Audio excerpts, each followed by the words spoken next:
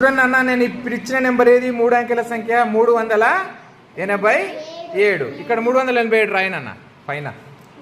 ఇక్కడ రాయి 387 రాయి.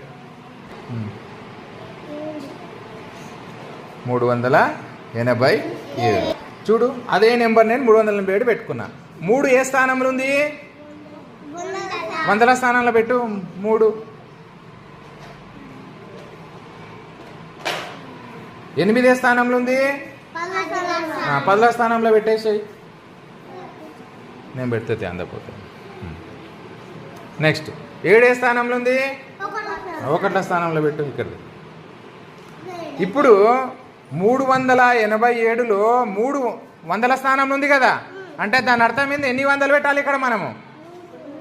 300. చూడండి, 1 2 3.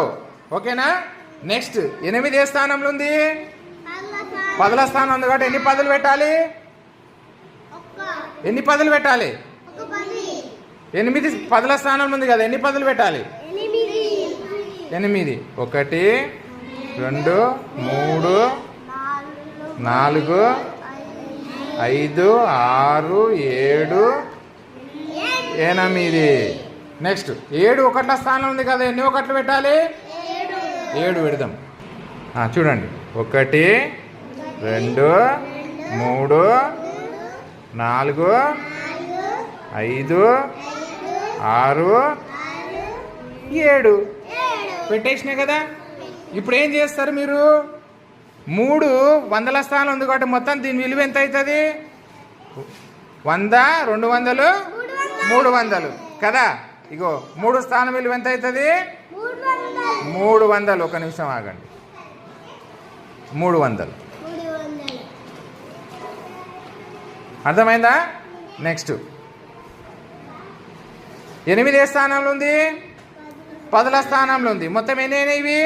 10 20 30 40 50 60 70 80. 8 విలువ ఎంత అవుతుంది? స్థాన విలువ 80 అవుతుంది. నెక్స్ట్ 7 ఒకట్లు, దాని విలువ 7. చూడండి, అర్థమైందా? ఇక్కడ నెంబర్ రాయి, 387 నెంబర్ రాయి. గుడ్. 387 విస్తరణ రూపం ఏమైంది? ఎట్లా చదువుతారు? 300 స్థానంలో ఉంది కాబట్టి 300 ప్లస్ 8 10వ స్థానంలో ఉంది కాబట్టి 80 ప్లస్ 7 1వ స్థానంలో ఉంది కాబట్టి 7. 300 ప్లస్ 80 ప్లస్ 7 అని రాయాలి. ఓకేనా? అర్థమైందా ఇదంతా?